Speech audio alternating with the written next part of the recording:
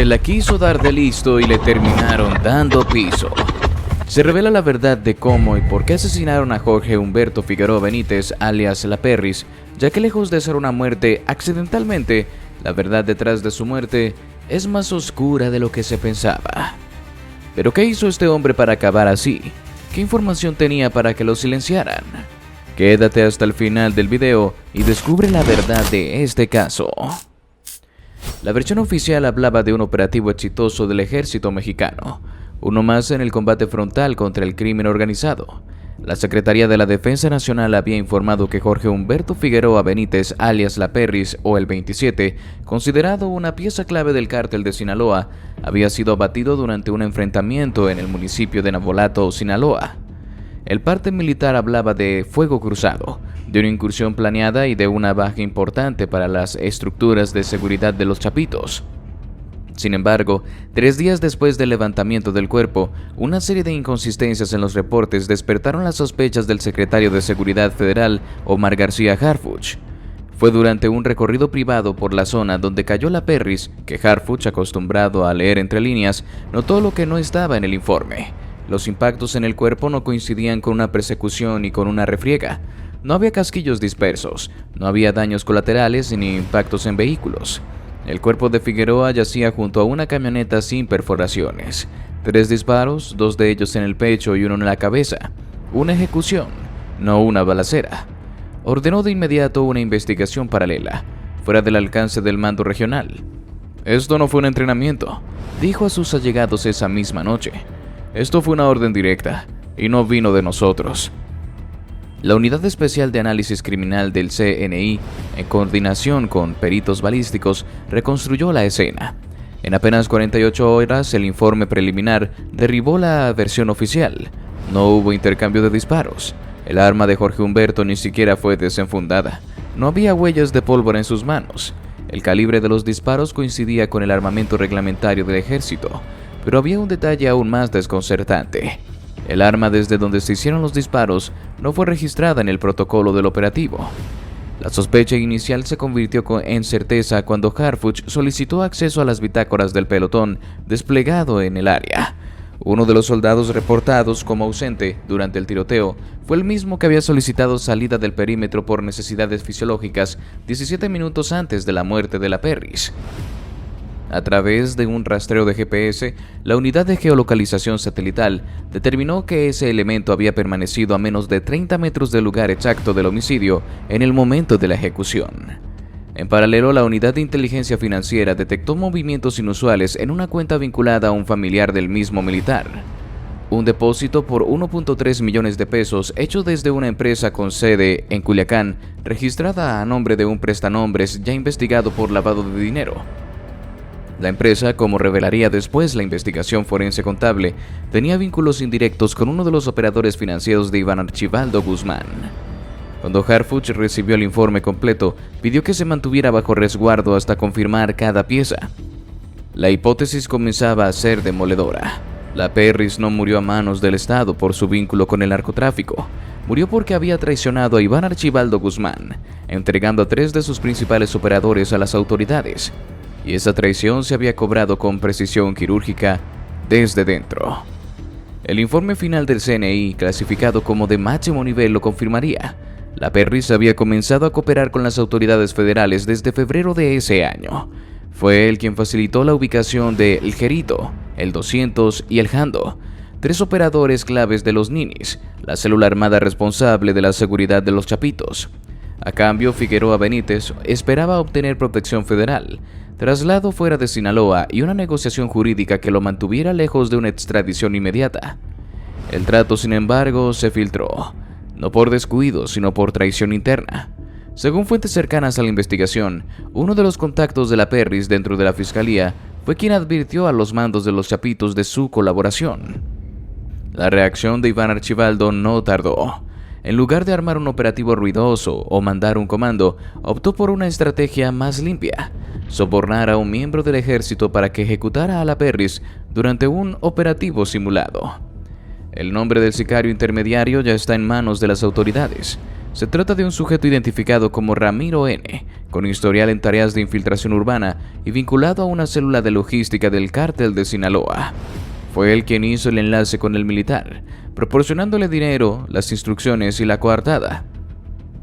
La instrucción era clara: hacerlo pasar por una baja operativa. Y así fue. Pero lo que Archibaldo no previó fue que Harfuch no daría el caso por cerrado. La ejecución dejó una estela de errores tácticos, rastros bancarios, inconsistencias cronológicas y, sobre todo, un patrón de comportamiento que el secretario había aprendido a reconocer tras años de enfrentar a estructuras híbridas que mezclan uniforme con corrupción. El hallazgo desencadenó una tormenta interna. En una reunión privada con altos mandos de la Sedena, Harfuch pidió acceso completo a la estructura de mando del batallón desplegado ese día. También exigió una auditoría inmediata sobre permisos, salidas y comunicaciones internas. El mensaje fue contundente. Si el crimen organizado podía ordenar ejecuciones usando elementos del ejército, la situación ya no era solo de seguridad, era de supervivencia institucional. El presidente fue informado esa misma noche. Según fuentes de Palacio Nacional, la reacción fue de alarma, pero también de respaldo. Se autorizó a Harfuch a abrir una investigación penal contra los responsables del crimen, incluyendo al soldado implicado, el intermediario y a cualquier funcionario que hubiera tenido conocimiento de la traición de la Perris sin haberlo reportado. ¿Pero por qué la Perris decidió hacer esto? ¿Qué lo llevó a tomar la decisión que le costó la vida? Según documentos obtenidos por la Fiscalía General de la República y filtrados por fuentes del Centro Nacional de Inteligencia, la Perris tomó la decisión de colaborar con las autoridades federales en febrero de 2025, apenas 3 meses después de haber asumido el liderazgo de los Ninis tras la captura de Néstor Isidro Pérez Salas, alias el Nini. La pregunta que ahora atraviesa a medios, analistas y estructuras de seguridad es: ¿qué llevó a un operador leal, formado en la disciplina narca, a volverse contra el imperio que lo crió? La respuesta, como ocurre en las traiciones más crudas, no se limita a una sola causa. Fue una mezcla de desgaste, miedo, ambición mal pagada y un código de honor quebrado. De acuerdo con los investigadores federales, la semilla de la traición comenzó a germinar desde finales de 2024, cuando la Perris notó que su ascenso al mando no le había otorgado el control real que esperaba. A pesar de haber asumido la jefatura de seguridad de Iván Archibaldo, muchas de las decisiones estratégicas seguían tomando curso desde otro círculo operativo más cerrado, del que él fue sistemáticamente excluido. Fuentes internas del cártel que han ofrecido testimonio bajo condición de anonimato aseguran que Figueroa Benítez comenzó a expresar su molestia cuando Archibaldo designó a un operador más joven y sin la experiencia táctica de la Perris como responsable de coordinar las células de Culiacán y Navolato. Le quitaron mando, pero lo dejaron como figura. Era un escudo, pero no un general, explicó un ex colaborador. El mensaje fue claro: confiaban en él para obedecer, no para decidir. Pero no solo fue el desplazamiento lo que encendió la mecha. Durante su mandato como líder de los Ninis, la Perris comenzó a sospechar que sus propios movimientos estaban siendo vigilados. En al menos 2 ocasiones, rutas que él había organizado para transportar armamento fueron interceptadas misteriosamente por células rivales. Una de ellas, incluso, fue capturada por la Guardia Nacional con un nivel de precisión que solo podía explicarse por una delación interna. Fue entonces que Figueroa Benítez comprendió que alguien en su propio equipo estaba filtrando sus pasos. Lo más alarmante, no había castigos ni represalias, ni ajustes de cuentas. Era como si alguien desde arriba hubiera dado la orden de dejarlo expuesto. Pero hubo un hecho puntual que, según el expediente judicial, fue el detonante real de su ruptura con los Chapitos. En enero de 2025, uno de los hombres más leales a la Perris, identificado como Cristian N., fue ejecutado en Mazatlán tras haber sido señalado de filtrar rutas a la Marina. La versión oficial fue que había cantado, pero la Perris sabía que no era cierto. Él mismo había dado la orden de que ese operador se mantuviera al margen durante esa semana. La ejecución fue, según fuentes cercanas, un mensaje velado. La Perris lo interpretó de inmediato. Lo estaban cercando y querían que entendiera que su tiempo se agotaba. Es entonces cuando tomó la decisión. En febrero, contactó a través de intermediarios con un miembro de la Fiscalía que ya había colaborado en procesos de negociación con desertores de grupos criminales. Su propuesta fue concreta: entregar información sobre 3 operadores clave a cambio de protección y una salida segura del estado. Los nombres que puso sobre la mesa estremecieron a las autoridades: el Jerito, el 200 y el Jando. Todos parte del círculo de seguridad de los Chapitos. Todos con conocimiento operativo de rutas, depósitos, nóminas clandestinas y sistemas de vigilancia urbana. La propuesta fue analizada durante semanas. Harfuch, informado directamente de la intención de Figueroa Benítez de colaborar, ordenó que se abriera una carpeta de investigación discreta y que se activaran los protocolos de protección parcial.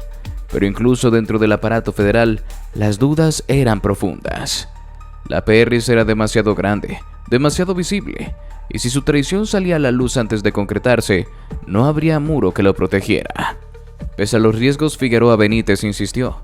Según el testimonio de un agente involucrado en la operación, la Perris declaró: «Ya no hay lealtad. Si me van a matar por obedecer, prefiero morir por hablar». La frase quedó registrada en una transcripción confidencial, ahora parte del expediente judicial. Durante los días siguientes cumplió con su parte, proporcionó ubicaciones, entregó rutas, explicó los patrones de movimiento de los operadores y sugirió incluso los horarios en que podrían ser capturados sin violencia. Y así ocurrió. En 3 operativos casi simultáneos, las fuerzas federales detuvieron a los 3 objetivos. No hubo disparos, no hubo bajas, solo eficiencia quirúrgica. Pero como suele suceder, la eficacia fue también la trampa. Las capturas tan rápidas y limpias despertaron sospechas dentro del cártel. Alguien había hablado, y el margen de duda era mínimo. La red interna del cártel comenzó a trabajar para rastrear quién tenía acceso a esa información. No tardaron en ubicar conversaciones, movimientos atípicos y finalmente un patrón financiero que indicaba que la Perris había comenzado a mover activos fuera del país. La evidencia era contundente. Estaba preparando su salida. O peor, ya había hecho el trato. Iván Archibaldo, al enterarse, convocó a su círculo más cercano. Decidió no mandar un comando, no hacer escándalo. Optó por una solución silenciosa: convertir su ejecución en un mensaje. Fue entonces cuando uno de sus operadores más discretos, conocido como Ramiro N., contactó a un militar destacado en Navolato. El ofrecimiento fue claro: una suma millonaria a cambio de una ejecución que pasara como parte de un operativo oficial. Nada de comandos, nada de sospechas, solo una muerte limpia, sin ruido. Y así ocurrió. El 21 de mayo, mientras se reportaba un operativo de rutina en la zona, la Perris fue abatido con 3 disparos certeros, sin que hubiera evidencia de enfrentamiento alguno. El ejército lo reportó como baja táctica, pero Harfuch, escéptico desde el primer momento, ordenó revisar cada detalle, y lo que encontró derrumbó la narrativa oficial. La muerte de la Perris no fue una acción del Estado, fue una ejecución disfrazada, ordenada desde las entrañas mismas del cártel al que una vez juró lealtad. Ahora, ¿qué haría el Harfuch? ¿Qué medidas tomaría tras descubrir la verdad? Eran las 9:02 de la mañana del jueves 22 de mayo de 2025, cuando Omar García Harfuch, secretario de Seguridad Federal, apareció de nuevo ante las cámaras. Con voz firme y un semblante duro, Harfuch confirmó lo que ya empezaba a filtrar entre periodistas y círculos de inteligencia. La Perris no fue abatido en combate. Su muerte había sido planeada, deliberada y ejecutada con la complicidad de un miembro del ejército mexicano. La rueda de prensa fue convocada de manera urgente, luego de que el equipo de peritos y analistas del Centro Nacional de Inteligencia CNI entregara un informe preliminar con una conclusión contundente. El operativo donde murió Jorge Humberto fue manipulado desde dentro para encubrir un asesinato por encargo. Hay líneas que no se pueden cruzar, ni siquiera en la guerra contra el crimen organizado, arrancó Harfuch, dirigiéndose tanto a los presentes como al país entero a través de las transmisiones en vivo. Aun cuando se trata de criminales de alta peligrosidad como lo era Figueroa Benítez, la justicia debe aplicarse en los tribunales, no en la calle, ni por encargo ni con un soborno. El secretario explicó que desde la noche anterior se había ordenado una auditoría total a las comunicaciones internas del pelotón desplegado en Navolato, Sinaloa, donde ocurrió el supuesto enfrentamiento. Lo que encontraron, dijo, fue alarmante. Uno de los soldados se había ausentado del perímetro sin justificación válida minutos antes de la muerte de la Perris. Y según el rastreo de geolocalización, este elemento permaneció a menos de 30 metros del punto exacto del crimen en el momento del disparo. Harfuch fue más allá. confirmó que la cuenta bancaria de un familiar directo del militar recibió un depósito de 1.3 millones de pesos desde una empresa fachada ubicada en Culiacán. La misma empresa, reveló, había sido vinculada semanas antes a un operador financiero de Iván Archibaldo Guzmán. Esto no fue una casualidad, fue una orden directa, ejecutada con precisión y encubierta con uniforme. Y eso simplemente es inaceptable, sentenció. Pero lo más fuerte vendría minutos después, cuando dejó en claro que este caso no quedaría impune por el simple hecho de que la víctima fuera un criminal. Muchos dirán, era un narco, ¿qué importa si está muerto? Pero yo les respondo, cada detenido representa una fuente de información invaluable para desmontar las redes que han infiltrado al Estado. Matarlo fue más que un crimen, fue un acto deliberado para silenciar una fuente clave.